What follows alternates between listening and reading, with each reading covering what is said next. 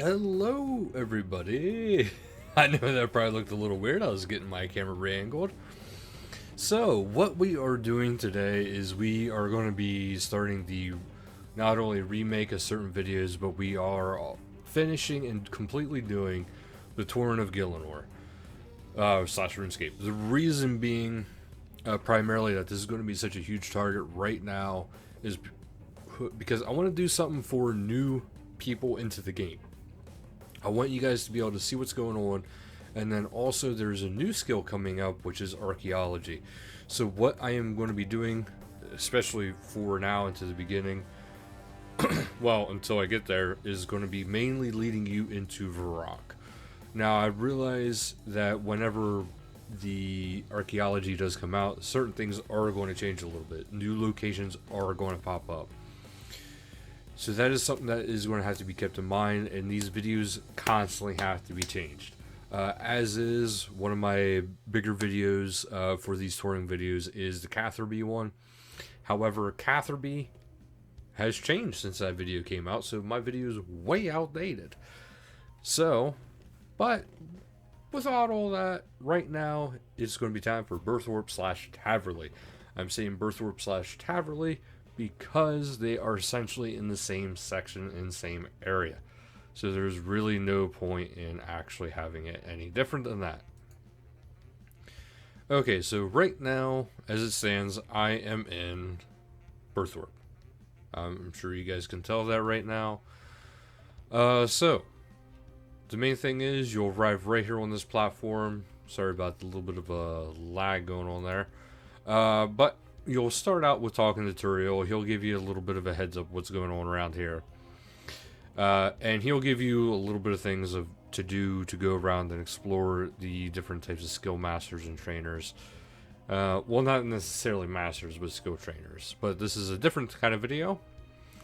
So we are going to go start north, and then we are going to go clockwise around this entire area and go from there. Up first, if we go north, we have the, I want to say fort, but there's also the Burthorpe Games Rooms down below. Not something that has a very significant importance right now, unfortunately, as it currently stands. If you go up these ladders, well, up these steps, there's nothing really going on up here either. I mean, you do have Thok here, and actually you have Saren here, but, you know, that doesn't quite make sense to me either. But, hey, you do have those there, and I didn't realize Saren was actually there. But up top on the roof, you actually have two safes for the safe cracking in this tower, which is currently inaccessible. And then if you want to have the shortcut up and down, you can actually climb down this ladder or climb up this ladder right over here. Which brings us into the next zone. So the next zone is actually the agility / prayer areas. So you have the agility obstacle course right here. Feel free to go ahead and use that, especially if you're new to the game. It'll get you an idea of what agility is kind of like. It gets better as it goes on. And then we have a little bit of a med ward here, but you can talk to some of the soldiers here and the nurses. But most importantly, there is an altar here, though I highly doubt you'll be using this for any prayer uses down the road. Over here, we have Dunston and we have Gaius. Now, you can actually trade with Gaius, and he does have a few things here, just a few 2H swords, but hey, if you need a 2H sword, especially if you need a two-handed adamant for some quests, that's a good place to go ahead and get it. You do have Unferth and Unferth's patch back here for later on. You do have the divination trainer right here, and you have Tam McGrubber. Now, McGrubber here, he's actually kind of important because he can give you the Wicked Hood, which is actually a very big cornerstone for rune crafting. I'm kind of mainly going to go for the main points of interest right now, though, guys. So I do apologize for that. You do have Juan here. Juan is very good for the Jack of all trades. I had to think there for a second. Sorry about that. And in here, there's nothing of major importance. There is some people in there. Same with over here. This next house, there's nothing of that great of importance here. There is, you can pickpocket Penda, but that's about it. Right here we have the, I want to say Warriors Guild. No, Heroes Guild, sorry. Now in the Heroes Guild, this is an area I wouldn't have been able to access this all at all, but it is accessed by the Heroes Quest. And inside, we actually do have a few things. There is a blue dragon, there's a couple bats, but there is mostly just a bunch of ore in here. And there is a small obelisk there that could help you restore your points, but that's currently about it. You know, you got a few ores going through here. You do have the Fountain of Heroes, which will help you recharge your Amulet of Glory or your Ring of Wealth if you want to keep your charges on it so you can use the teleports. If you can't get into the Elven City. Up next, upstairs I should say, actually, there is an upstairs, which actually has a shop, and actually that's a very beautiful scenery right there. This guy, he actually sells some dragon equipment here, so do keep that in mind as well. Which, if you're actually looking for decent dragon equipment that's actually relatively cheap and you don't want to buy it, go for the dragon maces. Right there, 50k, and has about the same accuracy, though it does have less damage as Dragon Battle Axe. But if you look at this, it is faster and it has a prayer bonus, as well as it does have a special as well. You can go up one more area, but it's nothing of major importance. But you do get a nice little walking up the steps animation when you do click on it. But there's just a bunch of chairs here and a table. I've never actually ever seen that used for anything yet, which is kind of disappointing. Alright, so now we're going to head back out of here, and we're going to start heading around. Next, we have the Hunter Trainer. Again, most of these places in this town actually have a shop which you can buy stuff from. And actually even get some free stuff. Right there, you can actually take a bird trap. So even if you don't really... Well, eventually you're going to need the bird traps anyway, so do keep that in mind. And then over here we have the... a little bit of a prayer area with the Altar of Guthix, which is later on used for a quest. So this area does become more important, but then it kind of diminishes again. You have plenty of rabbits and trees around. You do have the cave right here, which is actually used for a lot of the beginner slayer, which has cave bugs and the gelatinous abominations. And as we go down a little bit further, we also have the statue, which the statue, if you're unfamiliar, always try to get these as much as you possibly can, because these are actually extremely good. You will get a lot of XP this way for construction, and if you would like to, you can also get it through either prayer or slayer, depending upon which statue you make. If you make the correct statue for the right area, you will actually get prayer XP. If you make the wrong one, you will get slayer XP. Now, I know some people will like, well, why don't you just make the right one every time? It depends on if you want the special chisel. You can actually get the god chisels that way, and they don't really do anything special, but they do look kind of neat because they are themed after a god. Now, right here we have the summoning area, and probably one of the main summoning areas until you get into the Elven City. You can infuse your pouch. You got trade with pickup sticks and also Magistics, which sell the same stuff, but they have their own shops. But if you are making your rounds for the Jack of Trades, this is actually a very good area because you can get all this stuff for free to get your daily summon on. Over here, Nothing too important except for the crystal chest, which is used with the crystal key once you have them made. A little bit further south, you have a pet shop, which you can actually get dogs from there if you talk and use a dialogue, which I'll show you here. You have Samfew in the other house, who is primarily just for questing. So we will talk to the pet shop owner, and if you say how much for that puppy in the window, he will ask you the one with the waggly, well, he'll say the one with the waggly tail. And then you can actually sit here and pick. There is a Labrador, Bulldog, Dalmatian, Greyhound, Terrier, and Sheepdog through this section right here. You got the Herblore Trainer, Jadix, which again has a shop, and you can get some supplies there. You do have the Lady of the Lake a little bit further southeast here. But right now, she essentially is only really useful for questing. Now, eventually, I've seen that they do have a plan to actually expand upon this section and make this your introductory to player-owned farms, which should be pretty interesting. You do have a bank right here, and you have a couple boats. You have the boat to Lumbridge, and then you have a boat over a little bit further west for Damonheim for dungeoneering. So do keep these two in mind. We will probably be taking the boat next, going to Lumbridge to do the next video. Over here we have Lumbridge. Well, here we have Lumbridge. We have a mill.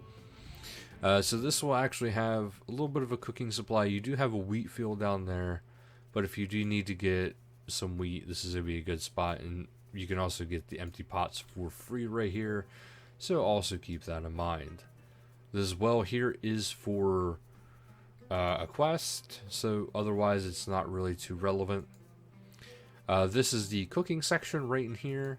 Now there's actually a little bit more to this. You can trade with Ramsey here as well, but also over here you have a little bit of a secret.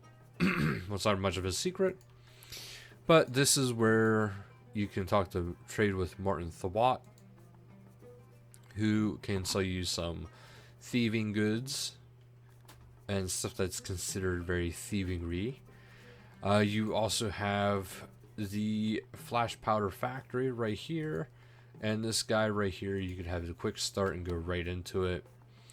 And with this, you can get different types of XP lamps. You can get the different types of outfits, the factory outfit, actually. But then there's also the botanist outfit, which the grand total of the botanist outfit, you get 6% more XP, and then with the mask add-on, you can actually kind of get a little bit better of a thing going on. But the factory one, you have a chance when creating potions to produce an extra dose, and while creating unfinished potions, you gain the same amount of experience as cleaning the relevant herb.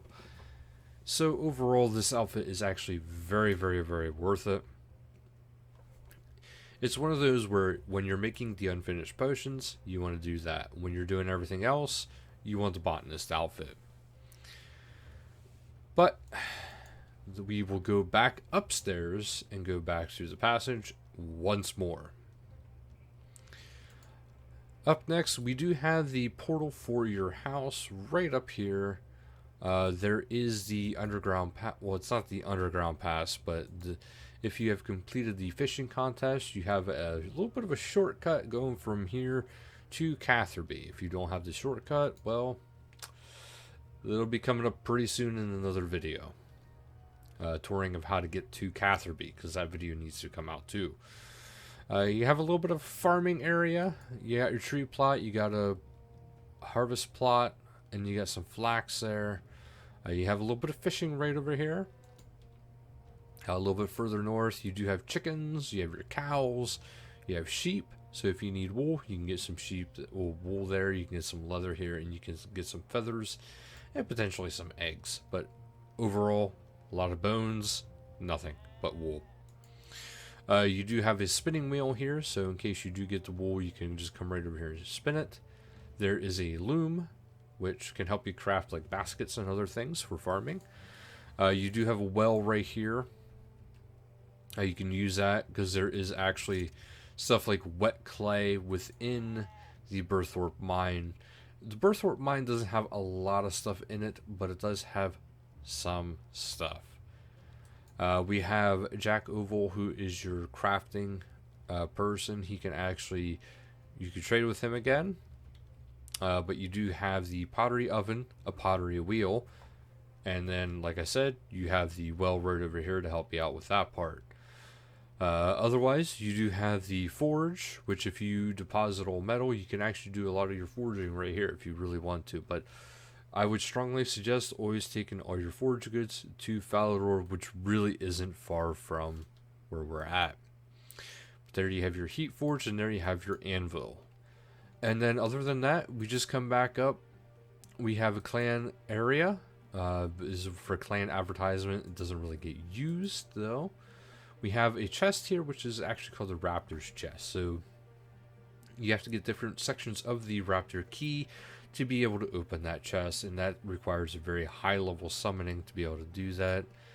You have Mistress Farah here, who is absolutely going to be one of your best friends throughout playing RuneScape, because as you do daily challenges, you can turn them into her, and she will give you a large scale of XP and or item. Well, potentially items as well, depending on your daily task. Some daily tasks you won't, but some daily tasks you will. I know that might sound a little weird, but if you do have to run so many laps in the agility course, you will not get an item reward, you will just get XP. If you do a production skill such as fletching, and you have to fletch, which is the normal, is 336 of your type of bow, you will get some logs back in return. It's usually pretty even right there. So what you use is usually what you get back, and then some. But you won't get the bowstrings back. Finally, we do have a bank booth, and we have a pole booth, which sadly has not been getting used anymore. I believe this is the Warriors Guild. And you got the big doorman Goomel out front. Yep, Warriors Guild. So if you do go in here, there is a few things, but it is all around this here currency right here, which there is different things throughout this. Now this, I can actually do a video on down the road, going through the Warriors Guild and showing you guys what's what in here. But this is how you will unlock defenders. So do keep that in mind if you want a defender. And a little bit further north, you have something that is very important every month, is the troll invasion. Now, if you're new to the game, I would strongly recommend start repairing, especially if you're doing it in a hardcore account. Definitely do the start repairing first. Honestly, if you're new to the game in general, have a regular account first. You know, see what's what, see how you like it. Then if you get really into it, then do the hardcore. But you can do this. The fighting is usually I personally think the easier to guarantee yourself the XP. But that is if you get used to it enough that it's actually worthwhile. A little bit further north, you do have the Burthorpe Troll Cave, which is kind of like your introductory into some basic combat, because you got a bunch of trolls around, and they're all level 1, but you can also see some of the heroes in here. You can see Arion. Over here is Ozan, and then up north you have Raptor. But that is actually it though for all this. And next time we do one of these guys, we will be heading into Lumbridge with the boat. So thank you guys so much for watching. Don't forget to like, share, and subscribe down below. And until next time, later guys.